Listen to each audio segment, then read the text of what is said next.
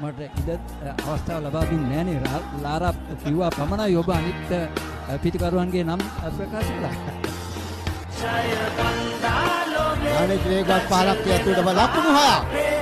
පන්දු රකින්න උඩ බලාගෙන සිටියා සීලමග මේකෙන් 11 දෙනා විනිසුරු මුළු අම්බ දෙන්න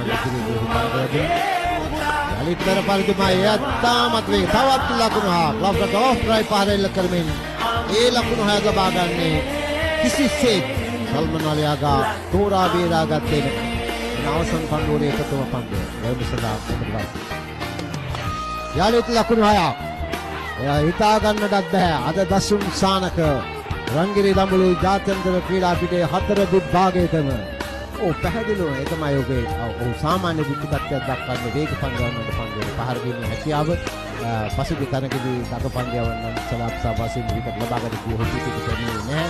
කෙසේ වුණත් අද දිනේ විශාල වගකීමක් මේ ලකුණු 22ක් ලබා ගන්න. දසුන් සානක යලිත් ඒ උඩ පන්දුවක් ඇදීලා මෙතෙක්දී ලකුණු 6ක්. එයත් ලකුණු 6ක් මිඩිකට හරහා අනුකම්පා විරහිතව පහර එල්ල කරමින් ලකුණු ගඩයන් කරන ආකාරය මේ රාත්‍රියේදී අපිට දකින්න ලැබෙන්නේ දසුන් සානක ඔබ කියු ලකුණු 150කට top. පන්දිය සදා පන්දියවන්න. වයිජෝක පන්දුවක් නමුත් පිටිකරණය සාර්ථකයි. ඉන්නගෑ පහස්යෙන් තවත් ලකුණු 6ක් ලබා ගැනීමට සමත් වෙනවා.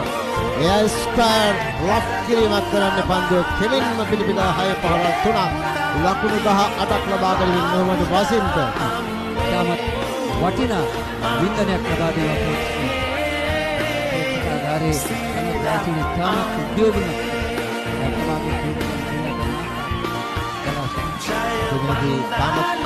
ඔයත් ලකුණු 6ක් උඩ පන්දුවක් දරක ගැනීමට බොහෝ දුරට පිටකා පන්දු රකින්නට පැමිණෙනවා.